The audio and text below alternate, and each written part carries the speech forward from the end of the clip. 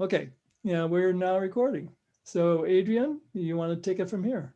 Okay, well, thank you very much for the introduction. I should correct it. I actually only have 1.5 PhDs. I didn't finish the thing at Stanford. I went off and started my own company after I qualified. And the last one, well, that was something to do when you retired. So let me share my screen and we can get started here. Optimize for video, share sound, share. There we go. Hopefully everybody can see that at this point. I'm not really talking about solar, which is what I usually talk about, but about renewable energy as a whole and its relationship with the fossil fuel industry and how the fossil fuel industry is continuing to run a propaganda war, essentially, against renewable energy and obviously against climate change as a result. With that, I'm going to do one other little thing here just to let us. I can't figure out how to do that. I'll leave it. Anyway, so the Stone Age came to an end not because we had a lack of stones, and the Oil Age will come to an end not because we have a lack of oil. Here's the oil minister of the largest oil producer on the planet confessing that the oil age is over. He may have been saying so because of climate change, but I doubt it. More likely, it was because he, like any other rational economist or executive, recognizes that in the long run, there is no way for fossil fuels to compete against free energy from the sun and free energy from the wind.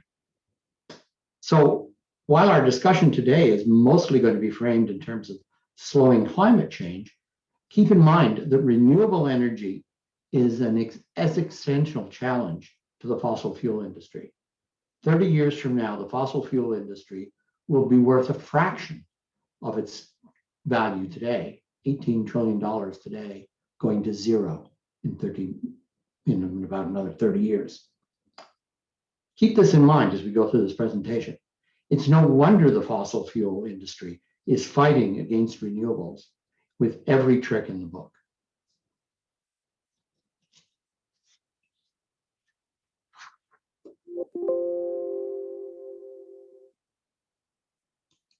So what does this chart tell us? It tells us that fossil fuel combustion, CO2 from fossil fuels, is the cause of climate change. It's not other gases, fluorinated gases.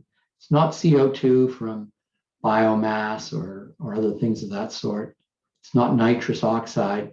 It's not even methane. None of those things really make a difference. What matters is burning oil, is burning natural gas, is burning coal. A side note, through this presentation, I'll be talking about the effect of different greenhouse gases. All the charts show the impact in CO2 equivalent units. So in other words, even though methane is pound for pound 25 times more potent than carbon dioxide, and nitrous oxide is 285 times more potent, where we are comparing apples with apples throughout this thing. If we look back 30 years, we can see that this trend has really remained in place, that carbon dioxide has always been the major cause of greenhouse gases. Methane over that 30 years has actually dropped slightly. CO2 has gone up a little bit and now is probably back to where we were in 1990. We haven't made a whole lot of progress yet. But there are some pressure points. If we look at where CO2 is emitted into the air, or where all gases are emitted into the air, residential heating and cooling doesn't really count for much. Commercial, the same. Agriculture is a little bit, but it's not huge. Industry, probably primarily cement factories, count for quite a bit. It's electricity generation and transportation that are the real major concerns. We need to focus on those. We need to put pressure on those veins or those arteries to stop CO2. That's where we can make a difference. So now we understand the problem. The problem is CO2 from fossil fuels, and we understand where to best stem the flow, transportation and electricity generation. So now let's listen to what we can and should do. The message. The question is that the same problem California's been facing with these rolling blackouts? Is that the reason? Do you see similarities?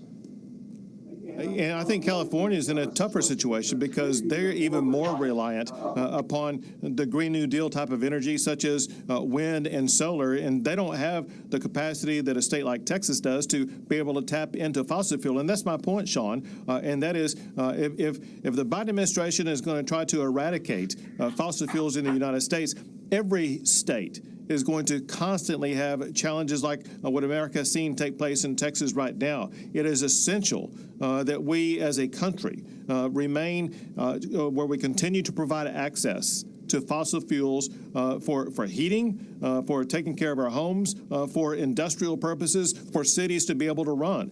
And so it's just foolish to think that we can disband the use of fossil fuel and have a safe and comfortable nation. When did you last hear that message? I'm sure you've heard it many times in many different guises. It's wrong in so many different ways, and yet they have very subtle ways of expressing this, and that's what we're going to take a look at in the next few slides. When denial no longer works, the classic propaganda playbook is deflection. It worked for tobacco for many, many years. It works for the NRA. Guns don't kill people, people kill people. Why not for the fossil fuel industry?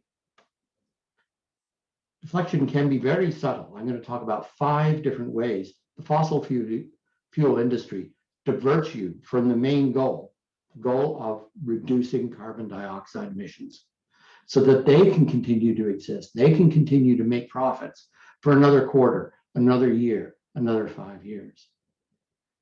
And a trigger warning here. The fossil fuel industry is shameless about subverting well-intentioned and worthwhile activities for their own ends.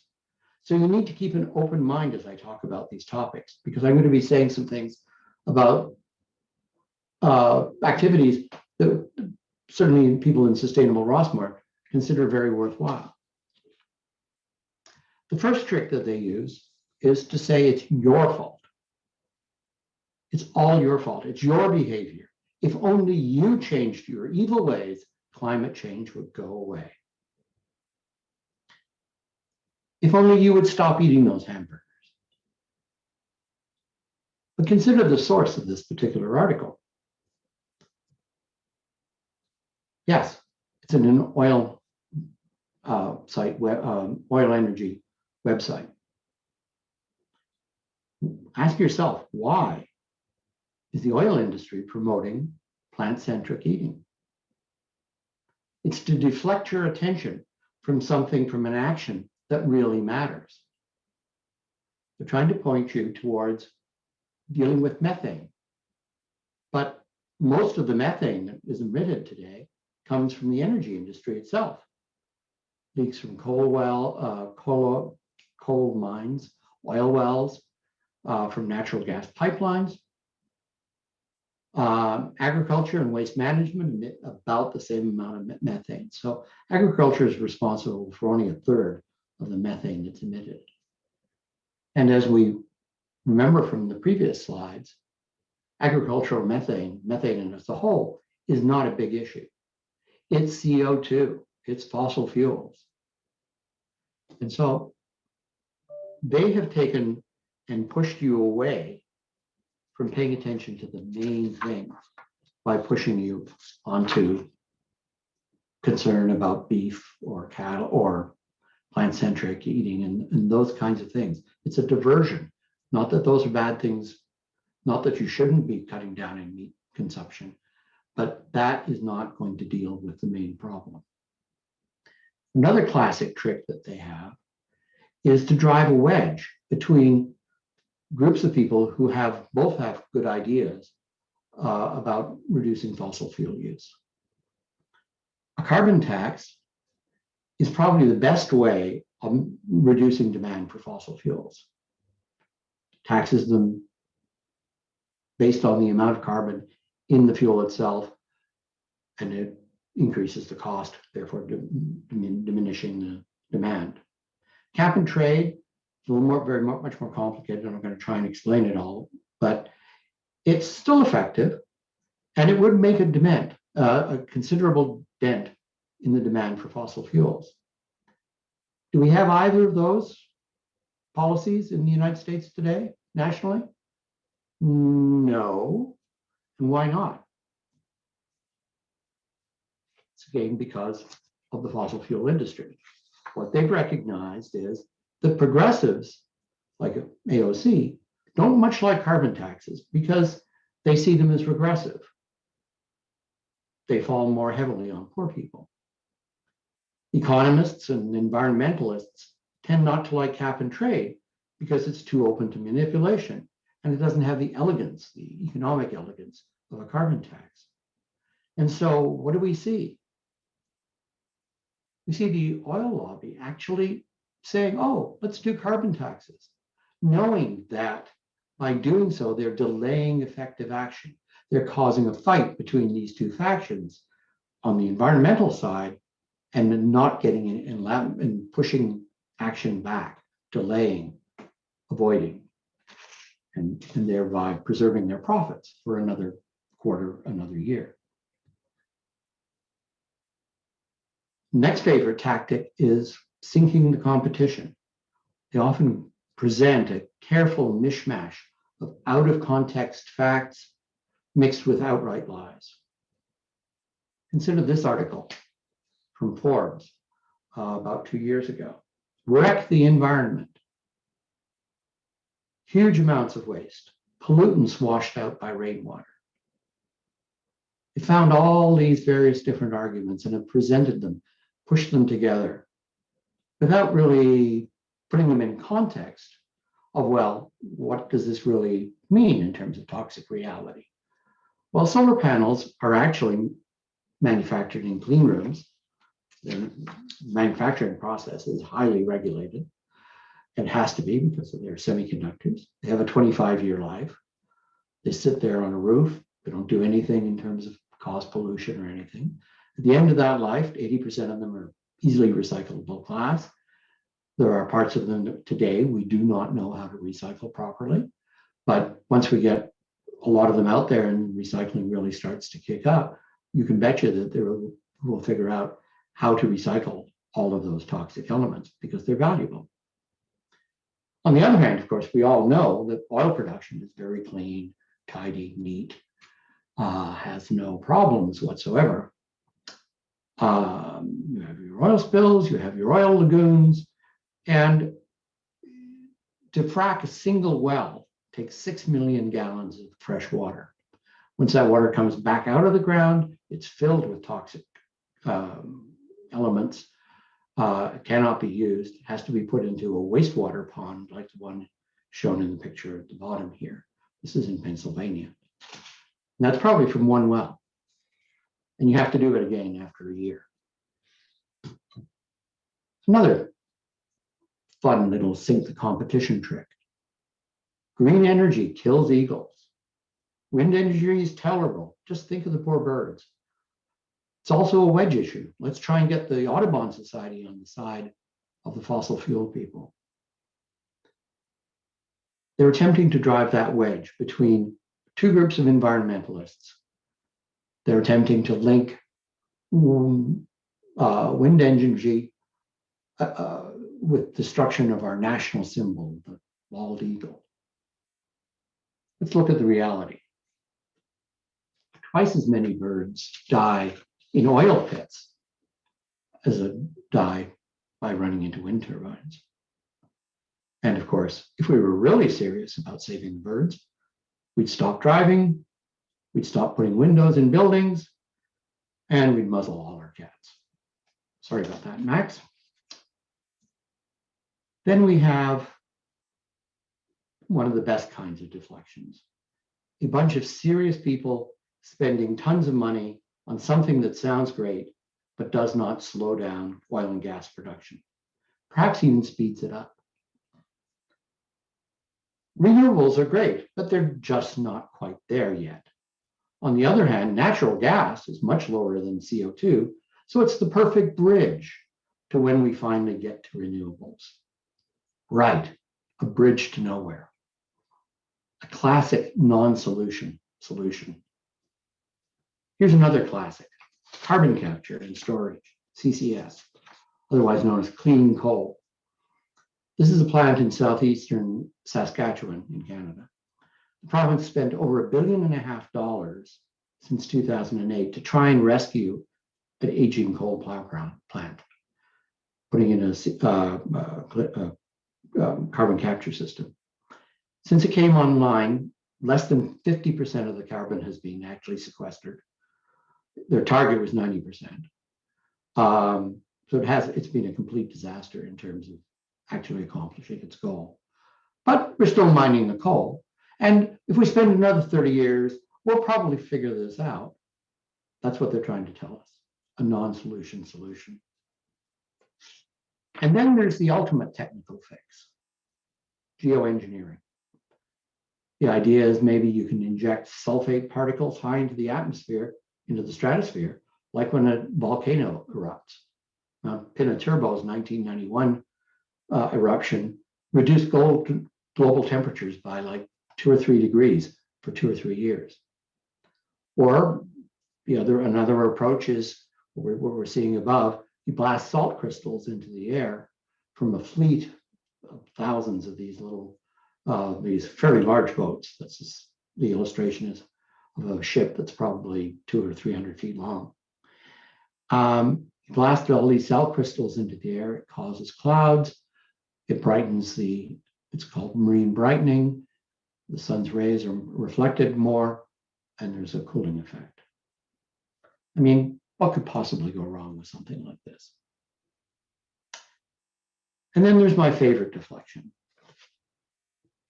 No, we don't have to do anything right now. It's way too soon to disrupt everything. Oh yeah, it's still too soon. Oh, now it's too late. Might as well keep those oil wells pumping.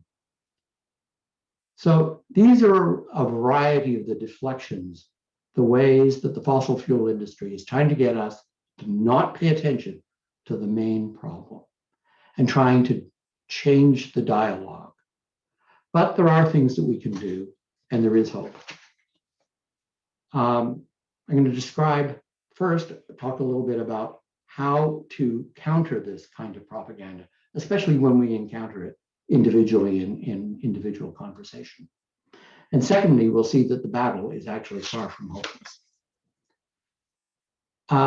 This is some research that was done about 10 years ago. The data was actually collected in 2010.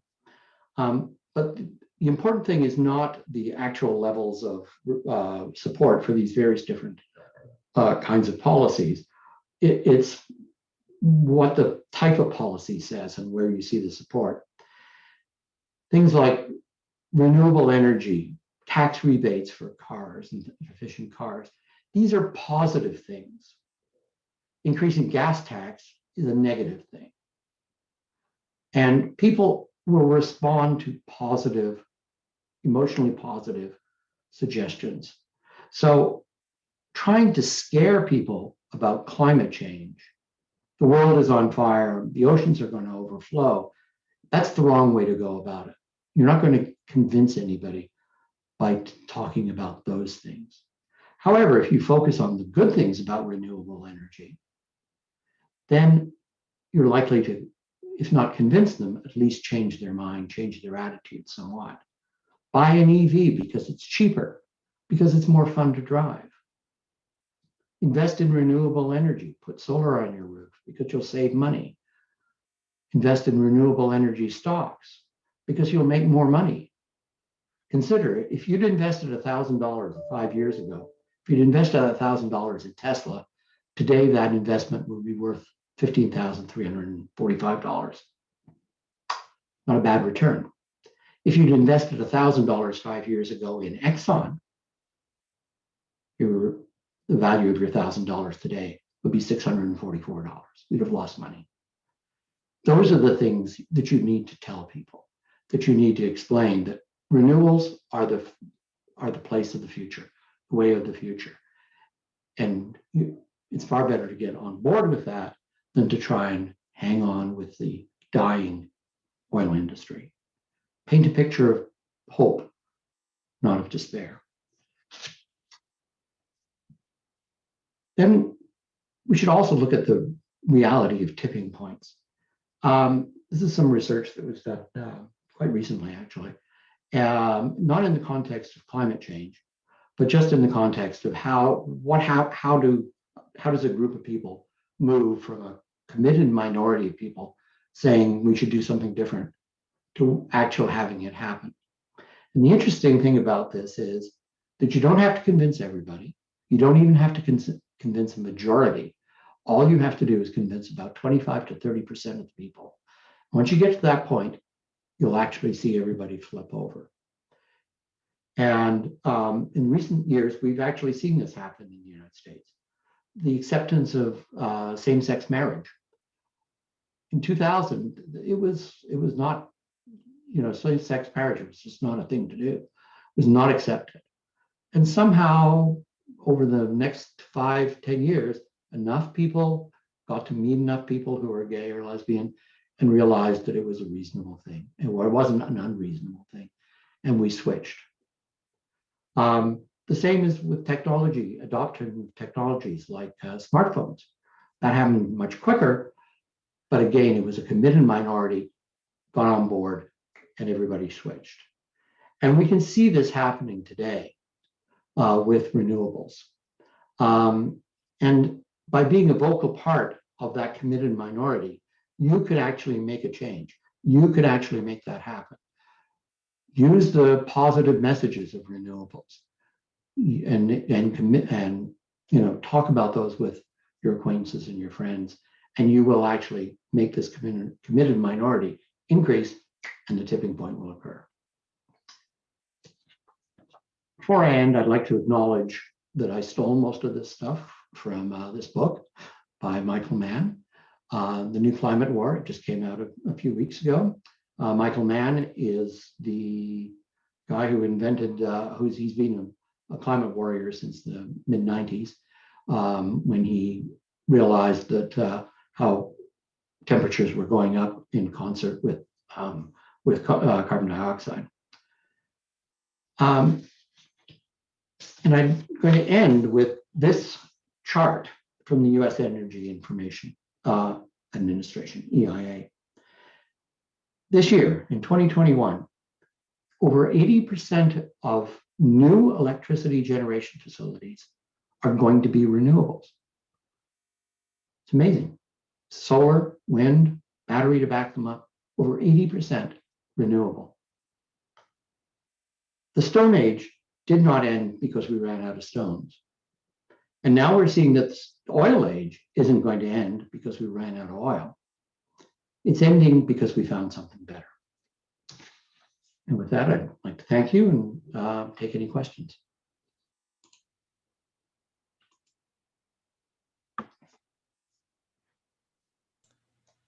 And remember, you're all muted, so unmute yourself. And Adrian, 16% is all that for gas for this year?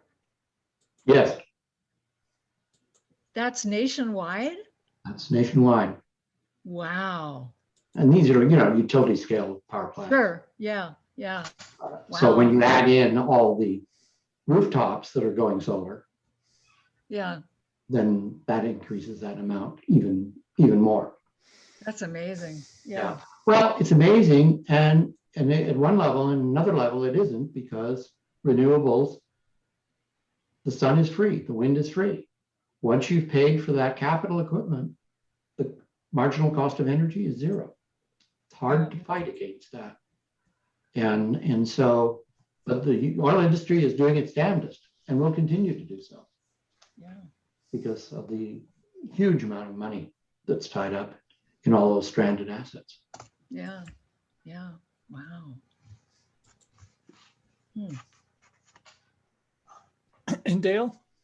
I can't imagine what it costs to maintain the processing and refining of oil to produce gasoline. Oh. That has to be unbelievable. Mm-hmm. Mhm. Yeah.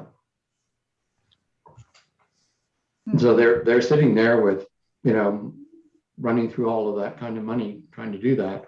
And there was an article in, I don't know where it was, maybe The Guardian, a couple of days ago about how the incentives for the key executives at all these big oil companies are really misaligned. They're all aligned to trying to keep things going, not with trying to really manage a transition away from oil and gas to renewables. Hmm. Although some of them are talking about trying to do that. Yeah. Wow. And Paul? Adrian, thank you for your comments. And I completely believe, accept, and appreciate everything you have said. At the same time, I find myself confronting something of a dilemma. And I hope this is an okay time to raise the question here. Mm-hmm. Human beings have caused the problem. And we've caused the problem not intentionally, but through our negligence or poor understanding of how climate and the atmosphere work. And I hear lots of suggestions about the tech solutions to fix this. I think about the incredible amount of land that solar arrays might ultimately cover in order to serve our energy needs, or the impact of large wind farms along shorelines. I'm not suggesting that any of those are poor solutions. I believe they're important solutions. My dilemma has to do with when will human beings ultimately get that this is on us? And so I'm not willing to just see us produce tech solutions to fix the problem without ultimately, from a deep place of apology, owning up to the fact that this is us. Mm-hmm. Yeah, I think you're right. I mean, one of the things that we need to pay attention to is not just switching away from oil and gas, but and then paving the planet with solar arrays, but actually reducing the amount of energy that we use. I mean, that is critical because ultimately you run into a problem where we're emitting more. The amount of energy we're emitting on the planet's surface is actually going to, is sufficient to really change climate in a completely bad way as well. So, yeah. So there's that issue. There are things that are going on, and it's hard to know where they'll all play out. I mean, we are seeing a depopulation of the planet. I know right now it's still going up, but you look at countries like France and Italy, they're replacing, for every 2 people alive today, there's only 1 baby being produced. And so their populations are dropping. China, by 2050, their population will start to decrease. The US is only going up because of the number of immigrants that are coming here.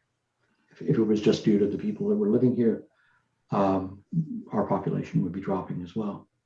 And so one wonders is, are we going to see actually sort of a long-term drop in the number of people on the planet? That would actually help. Yeah. It's not something we can do actively, but Yeah, I've got a question. COVID's trying. yeah. Before we get into population control, folks, let's, I mean, come on, that's not going to happen. There are engineering ways out of this and economic ways out of this. I just posted a link to CalISO, the independent systems operator for the entire state of California. Mhm. Click on it and you'll see that right now, the entire state of California is on about 72% renewables. Mhm. Good for us. By the way, that only happens when the sun's out. There's some graphs in there that show that dipping when the sun goes down, which is going to start here in an hour or so.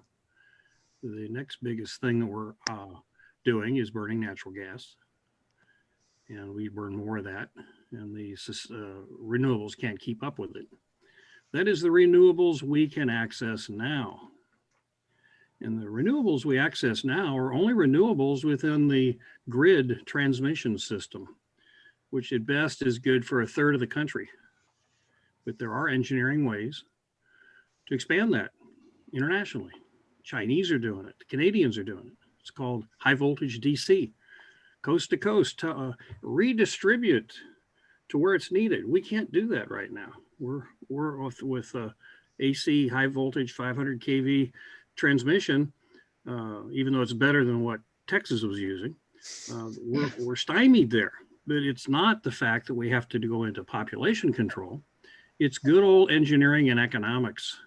And the government's got to come in and shut down some of these emissions, and have higher standards for gas mileage and stuff like that. But I just wanted to express my overview of that is not all doom and gloom. Technology, engineering, and some good engineering and some good state regulation, and people like Texas will have to be bridled to do the better good for the country instead of their own local political parties, which is what happened. That there is solutions to that, and the rest of the world is using these solutions already. We haven't, because right now we're fat, dumb, and happy and don't care. It's called being an American. And you try to throttle that, you're called a communist or a socialist. Just ask Bernie Sanders when he suggests something like that. So I thought I would just chime up, and please go see that link I sent to you. It's very revealing. It's fun to watch as the sun comes up and down. Extremely good to watch during the brownouts of the summer when we're really loaded with air conditioning in the afternoon. And right after natural gas, we buy imported power, which sometimes includes diesel peaker plants. Maybe someday we'll include vehicle to grid, massive EVs. That's being talked about. Or how about bringing in some power from Hydro-Quebec or from offshore off Florida or something? Yeah. Something we can't think about now to portfolio where we can get all of this renewables.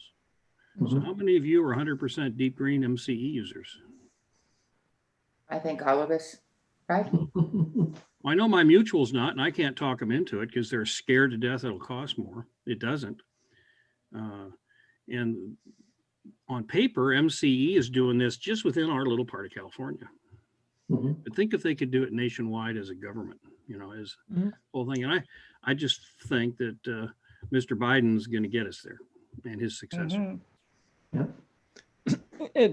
Mark, I think that there's an awful lot of truth to what you're saying, and I want to circle back to a comment that Paul made, and that is, I think a lot of the problem we're in is intentional on the part of the fossil fuel industries. As Adrian said, I mean, for example, ExxonMobil, their climatologists and environmental scientists, et cetera, told them 25 goddamn years ago, this is what's coming down the pike at you.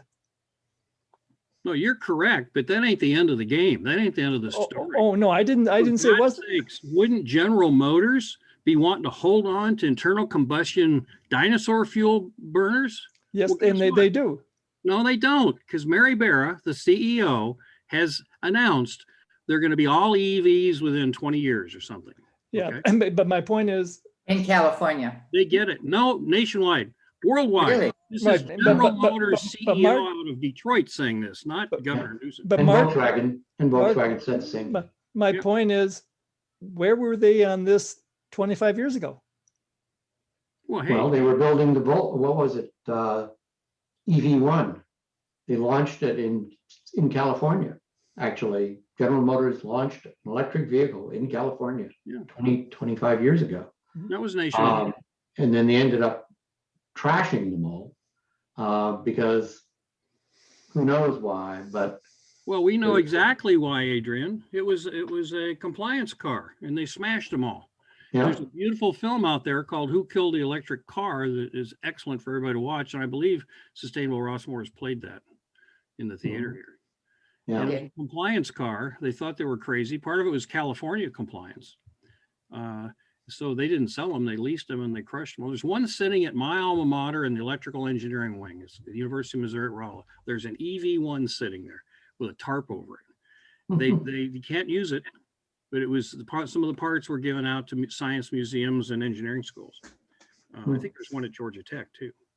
But 25 years ago, that's a little sliver in time here. I don't think we all realized back then we're growing so fast and things are so dirty, and science has now allowed us to see what a train wreck this is unless we correct it. Right.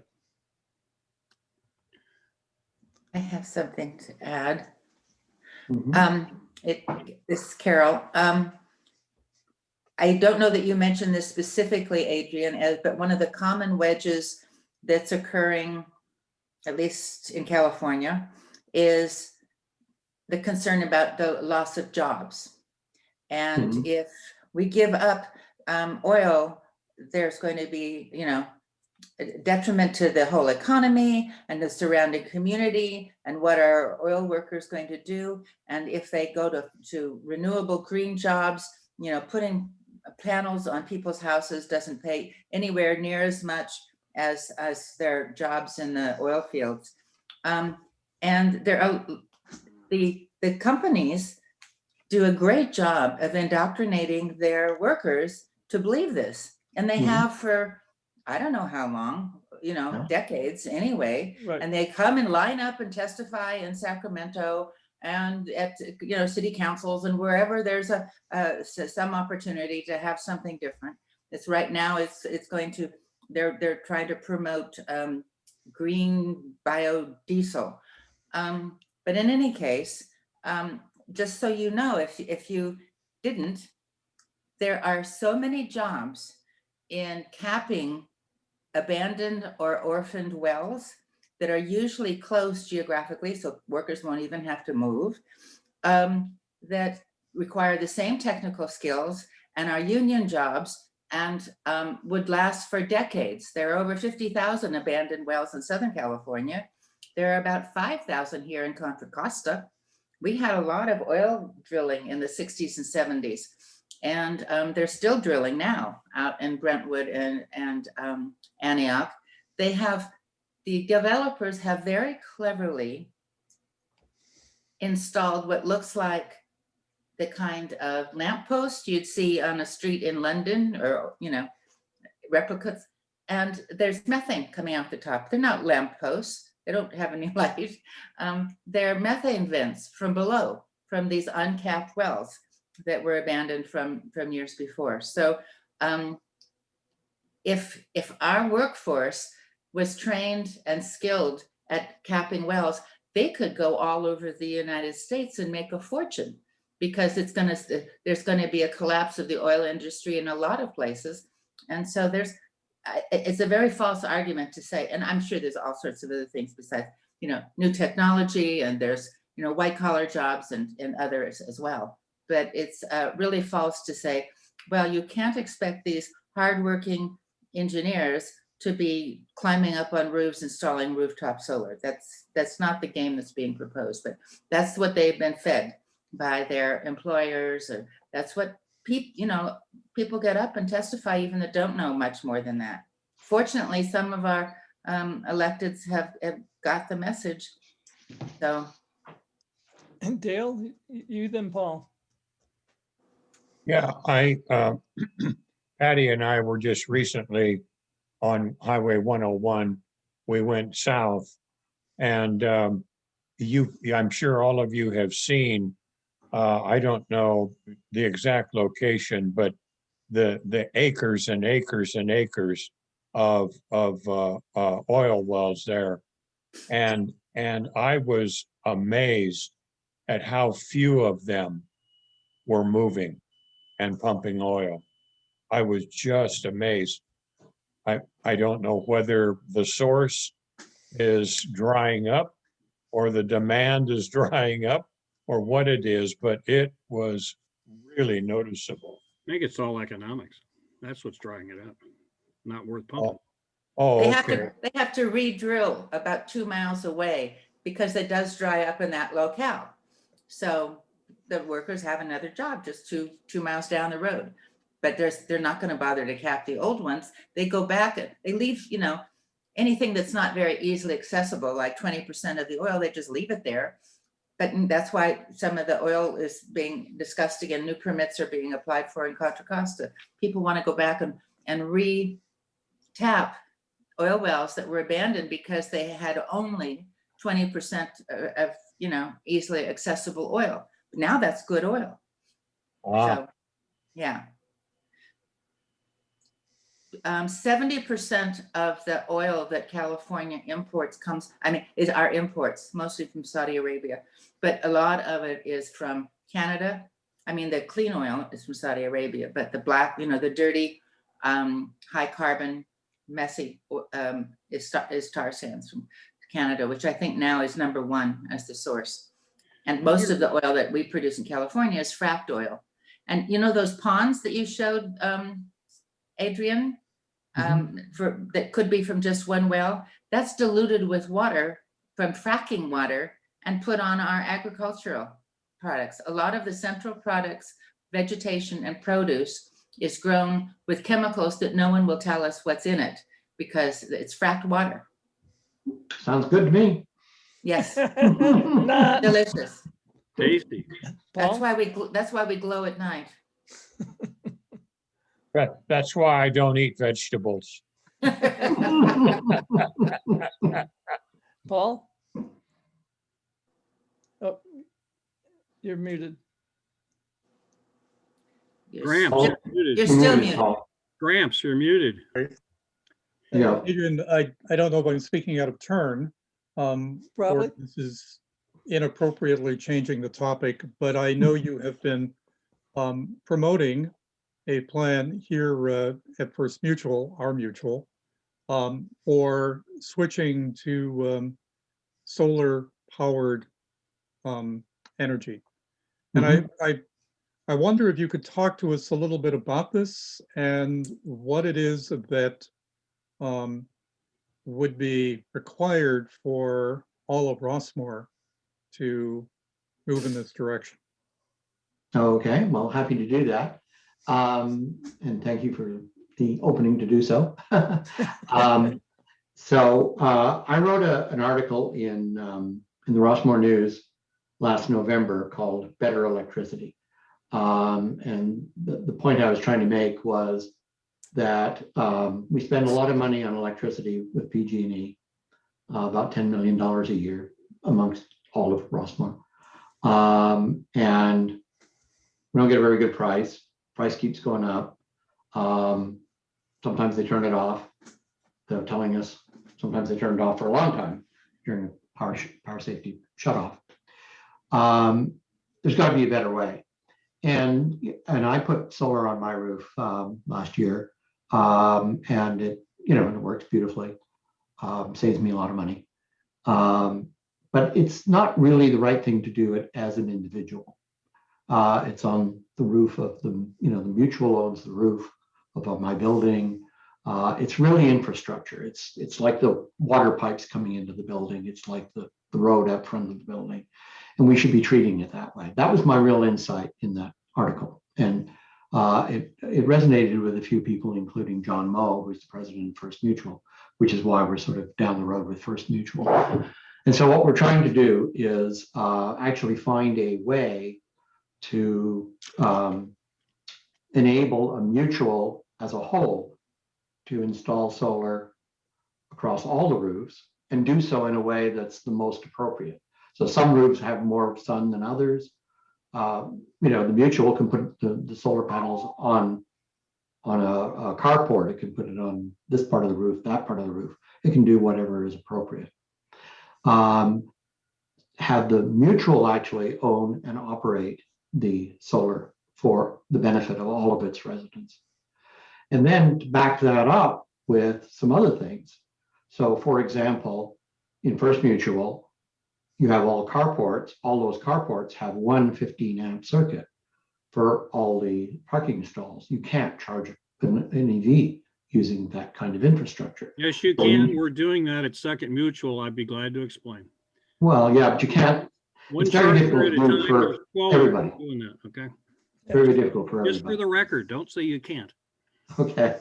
You're right. But- Change the verbiage to you wouldn't want to. You wouldn't There want you to. go. I'll agree It's with very inconvenient. Let's put it that way. So the point is that there's not enough electricity there for some of these for these things that people are looking to do. We also have Tesla's charging. I've got Tesla's charging. You got to get your facts straight. okay.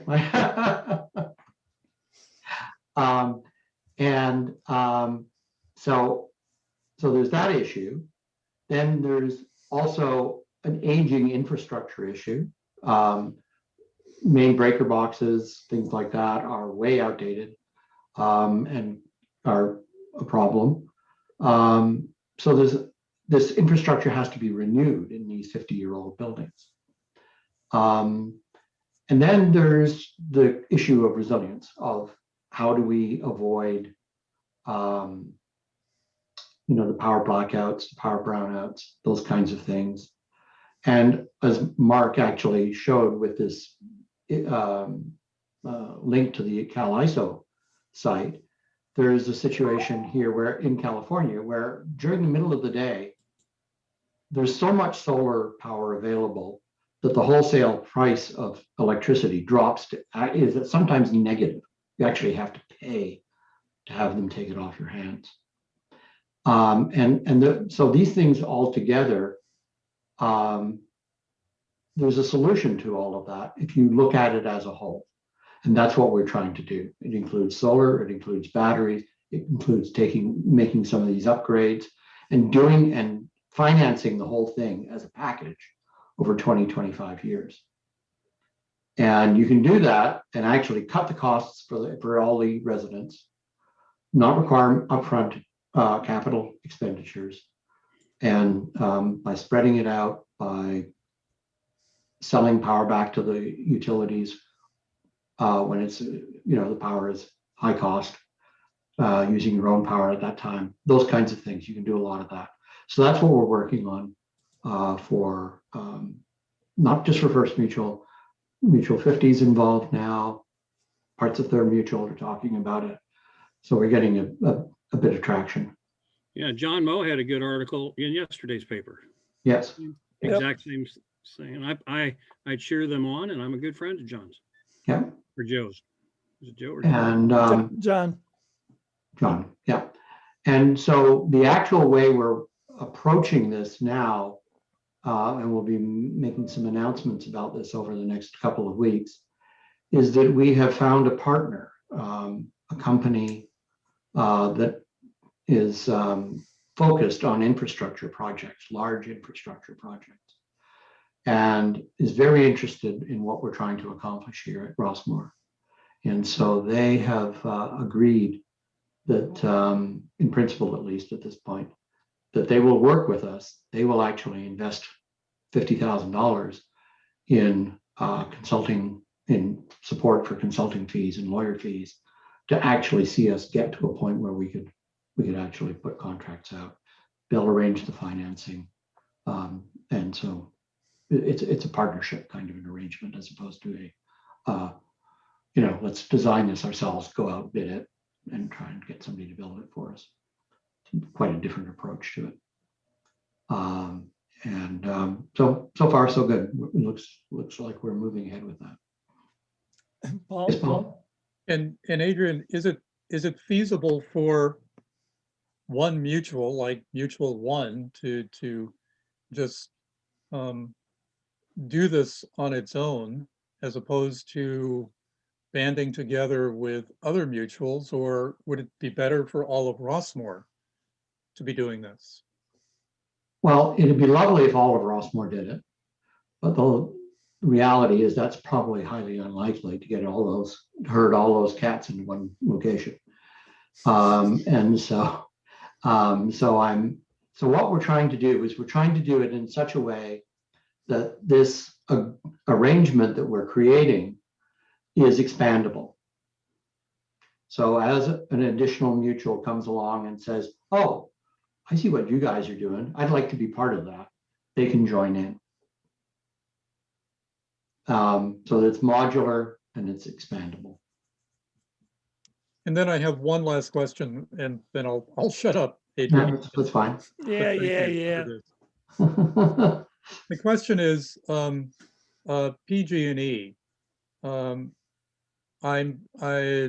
friend of ours who built a solar panel on her property a couple of hours north of here, went out on a limb to do it on her own, based on assumptions that PG&E provided to her. But if all of us go down this path, presumably PG&E will not be happy. And I understand that they are making their voices heard to change the rules. I don't know if that's true. And that's my question to you. How reliable is the landscape, the power landscape involving PG&E at this point in time? So what you're referring to is a thing called net energy metering. Yes. Which is the tariff. It's a tariff actually filed with the PUC that describes how PG&E will buy power from us, sell power to us. That tariff was created in 2016. The original legislation was in 2008.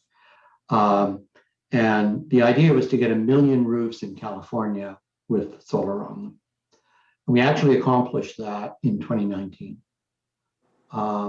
And so as a result, we're at the state we are today, where in fact, during the middle of the day, we have more solar power than we can use. And so there was another law passed in 2018, Senate Bill 1337, I believe, that directed the PUC to change the rules, change the tariffs. And that's what they're in the process of doing.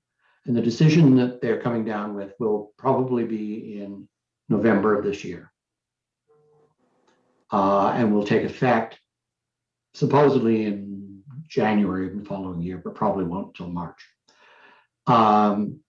If you get your application in for a connection agreement, an interconnection agreement with PG&E prior to that decision coming down, then you're grandfathered in under NEM2 rules for 20 years. At least that's the way it's always been done. NEM3 is actually going to be really good if you have a battery. Because what NEM3 is going to do is say, well, we're not going to pay you very much for power in the middle of the day when we've got lots of it, but we're going to pay you a lot of money for power during 4 o'clock to 9 o'clock when there's a lot of demand and the sun has gone down.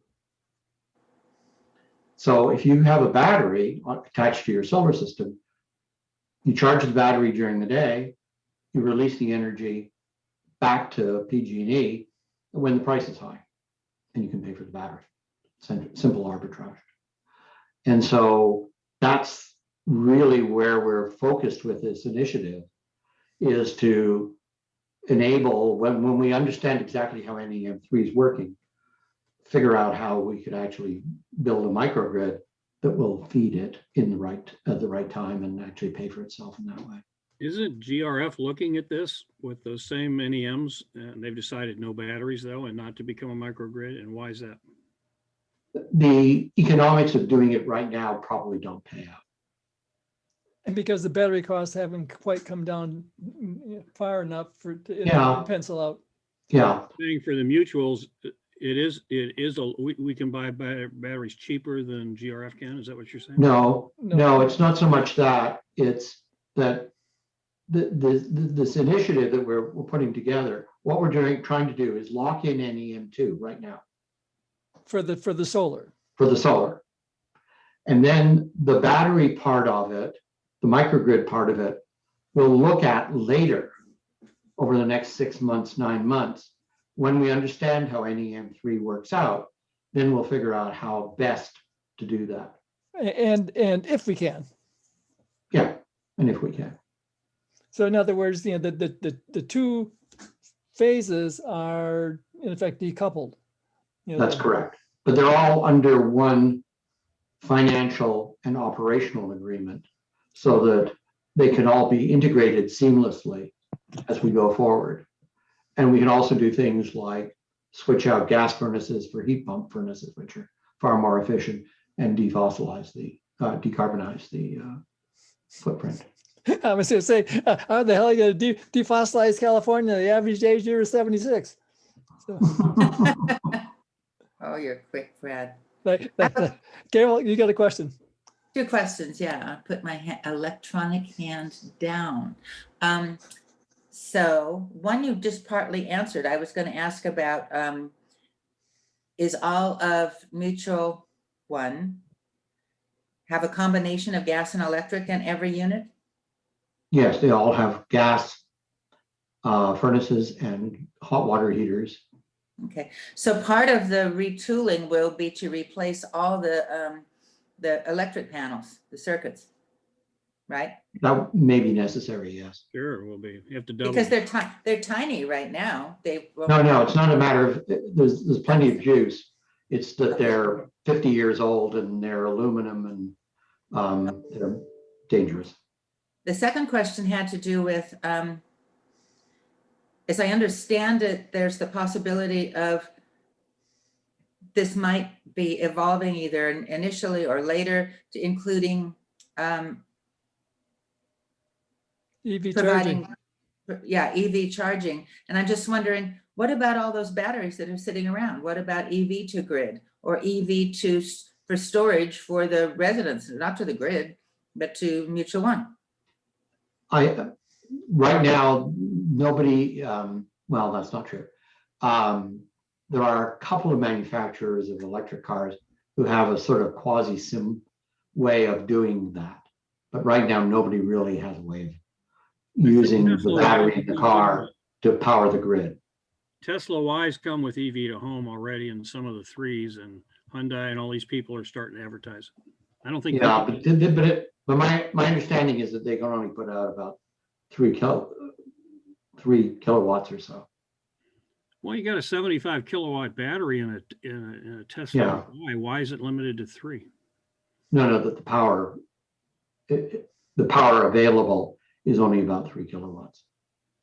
I don't follow that. I don't either. Well, no, the amount of power you can push out at one time is only 3 kilowatts, which is only enough to run like a microwave and one other thing. Yeah. But if you're putting it into a storage unit, okay, you're thinking of direct immediate use. I was thinking of those all being storage. So you're not going to be drawing on all the cars simultaneously. Yeah, whereas the point is that with a battery that's designed for this purpose, it can put out much more power than that for a short time, perhaps. But that's what you need. You turn your microwave on, suddenly you're pulling down 1,500 watts. Okay, and you've got your dryer going and your oven on and something else. All of a sudden the power in the house can go up quite dramatically. The kind of utility scale batteries that are used for microgrids can support that level of demand, even though they couldn't support it for many hours, but they can support it for a short time. And that's the way people actually use their appliances. So I hear from residents that the plan in Mutual One is going to include providing for EV charging. Is that true? Yes, but charging your electric vehicle, not having your electric vehicle charge the But there's not necessarily any tie-in. It's just that you're going to be doing that simultaneously, but there's no direct connection, or is there? Am I missing something? the part you're missing is that right now there's not a single standard way of having an EV send power backwards into the grid. Okay, that part I understand. Now I'm talking about a mutual one, and I don't need to be taking more time than I should on this. Yeah. But I have got an EV a year and a half before I got the solar panels. I Yeah. don't quite understand why you're making, unless you're just saying this is another perk and we can offer you this at the same time for those of you that want to have I an see. EV. Why, Oh, I see. why is it a package deal to have the solar and the EV? Okay. The reason it's a package deal is you get a 26% discount by doing it now. Okay, Okay. If you roll it into a solar project, then you get the investment tax credit. ah, I get it. Okay, Okay. Good- So good answer. It's just a matter of grabbing money. Yep. Number Got it. one. And number two, it is something that has to be done because, right, the infrastructure is insufficient to accommodate it once everybody has an EV. Got it. Thank you. Yeah, I Sure. agree. This may be a vehicle, no pun intended. Get a lot of infrastructure upgraded Yes. Yeah. as part of this. Yeah. As part of this. One thing that I like, I have a battery pack here in my closet, and I have a gas furnace and a gas hot water heater and a gas clothes dryer. So I use a lot of that stuff. But what I can do if my power goes off here during a public safety shutoff, I can power the blower fan and electronics in my gas furnace and keep the place heated for a couple of days. Yeah. And I'd hate to give that up. Although if you're going to put monster batteries around that can get me back to where I am now, I'll listen. But I also agree with the fact that's burning dinosaur molecules. That's what we're running most of the grid on now. Did you know there's no internal California natural gas? That's all imported from Arizona and Oregon. Yeah, that was I learned that at a PG&E seminar with our guy that was talking about how we store that and where the big hubs are statewide. Yeah, and so, Mark, and everyone else, I think it's important for everyone to keep in mind that for this project that, Adrian, has been describing, that we've been discussing, we're still in the actually still in the first inning. They haven't even begun to look at even the preliminary design. So there's still a ton of moving parts, but these are some of the considerations and objectives that we would like to meet. Then the question is, we'll see how many of those can we tick off.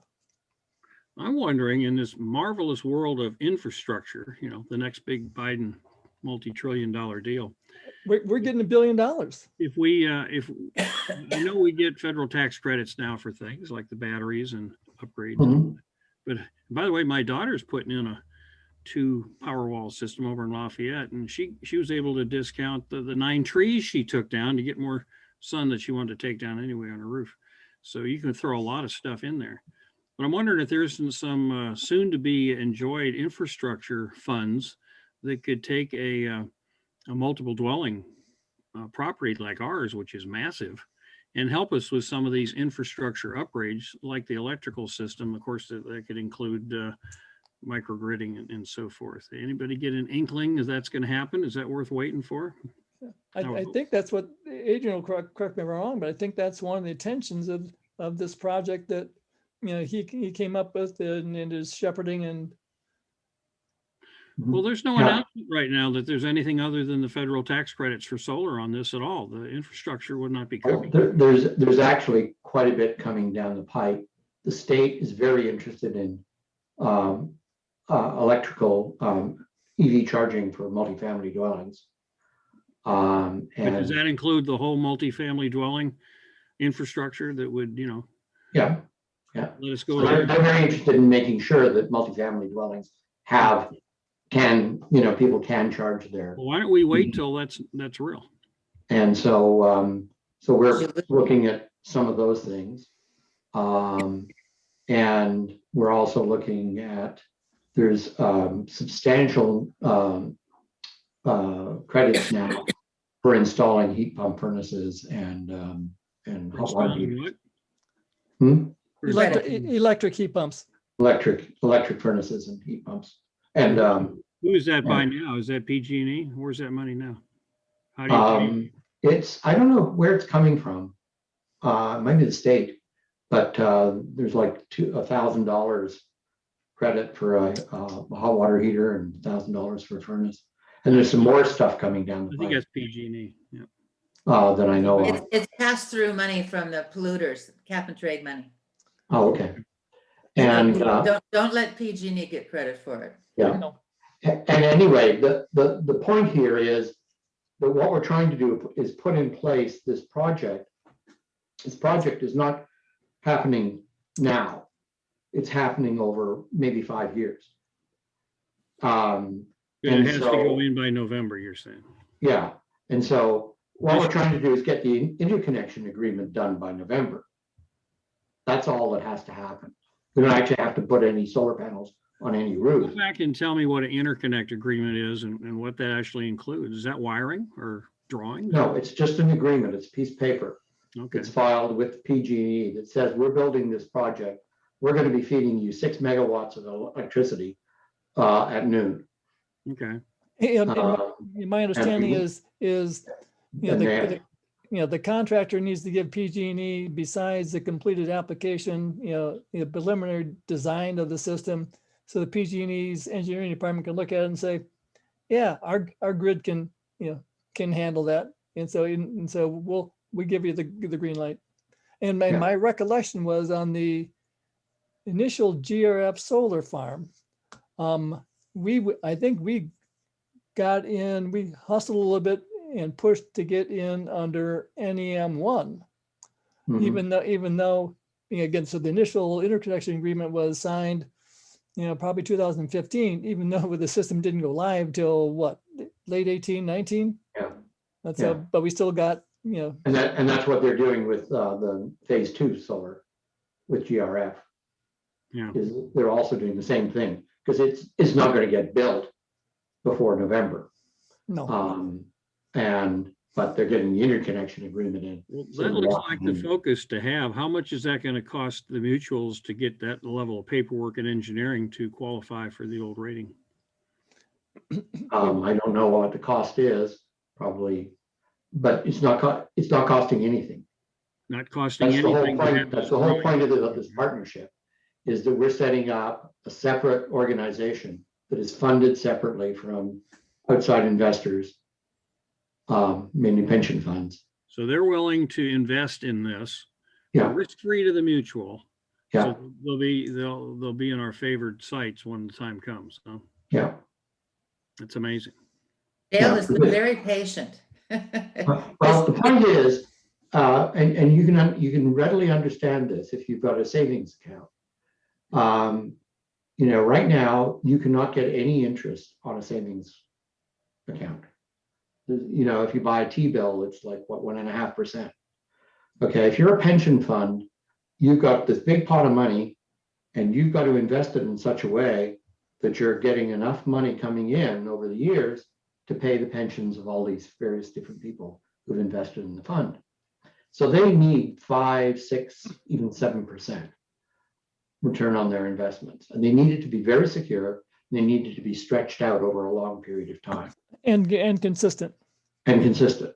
And so they look for these infrastructure projects where they're going to get that kind of return on an investment for many, many years. It's very secure. In our case, it's very secure because they know we're always going to be paying for the power.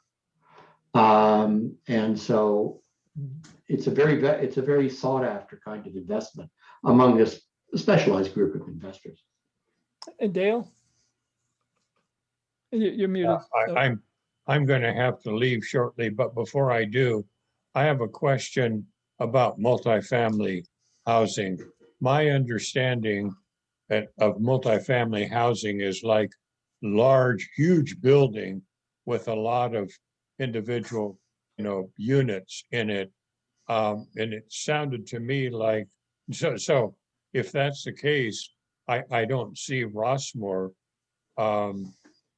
being I don't see us being applicable to multifamily housing. Am I? A duplex is multifamily.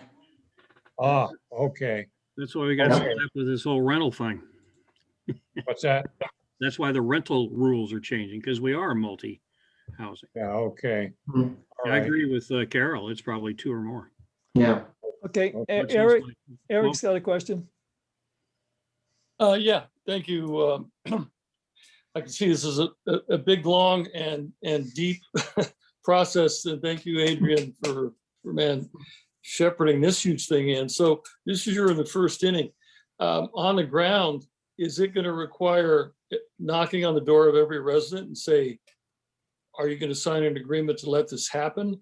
Or does the homeowner, basically the mutual, is going to say, this is how it goes, and these are your savings, and you'd be a fool not to do it? I mean, I can see people who don't want to let the company come in and tear out their power box or things like this, or, I'm only going to live here 5 more years. I don't want to do it now. How do you overcome those kinds of obstacles as you go forward? Can you do it in small modules, small entries, or is it going to be across the board, the whole mutual somehow? Yeah. So it's going to be an interesting challenge, quite frankly, to do this. And this is one of the big things, is really the community relations.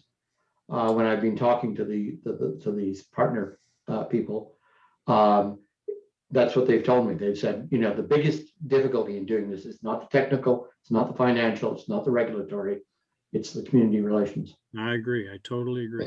Yep. And so one of the things that they're bringing to us, actually, there's 2 people who are the partners in this organization. One of them is a financial guy, and the other, a woman, is a community organizer. That's her background, actually, is community organizing. And the 2 of them were very instrumental in setting up MCE. Setting up what? Setting up MCE. They were. That had a lot of government power behind us. That was mandated by state law. That wasn't set up. That was state law. No, it's mandated that it had to be available, Yeah, but you had to go around city by city and the county that's to correct. get buy-in. But then you got, like with City Walnut Creek, we all got slammed, but you could opt out. Mhm. Yeah. You still can. Yeah, you still can. But the city of Walnut Creek had to offer you the option. And That's that required That's going to every single city and knocking on a lot of doors. Yeah. As- It was a real challenge to get that done back in 2006. And it took them 4 or 5 years of work to actually accomplish. Now, Carol, the city council authorized this. What do you mean by knocking on doors? Because the city council members had to be convinced. Right. Mhm. And so some of them still haven't. There's still 5 cities in the county that say, no, I understand. we that. don't want to offer cleaner, cheaper energy to our Yeah, people. I understand that, but there was no door knocking for voting by individual accounts. Well, let me go back to Marin County. Adrian can explain. Their PG&E spent $40 million to try to defeat it. And that involved going to door to door. Yeah. They actually had a ballot initiative. They had a ballot ballot. initiative they had to fight. Came down to the city council. And yeah, and in some cities it required changing the members on the city council, voting some people in and some people out. It was no door knocking for signatures. No, not for I signatures just to start the MCE. Yeah. Okay, let's, anyone else have a question? Well, I don't think I fully answered Eric's question. So What was Eric's question? so Eric was wondering about, is it going to be done for everybody? How do we deal with the various different issues here? So first of all, the nice thing about the solar part is that doesn't go into anybody's apartment. There's no interior work necessary. And the main breaker boxes are again on the outside yes, there'll be a power interruption for 6 or 7 hours while the box is replaced, but that's it. And that needs to be done no matter what. The case of replacing furnaces and things of that nature, this would be only done in first and second mutuals. I think there's a third one that's a co-op, but first and second are co-op mutuals. It's 8? Okay, thank you. And so the furnace, the dishwasher, everything inside the apartment is owned by the mutual. It's not like in a condo mutual where the owner of the mutual owns the furnace and owns the oven and all the rest of it. So the mutual has the responsibility of replacing that furnace every 10 or 12 years. And they have a process of doing that.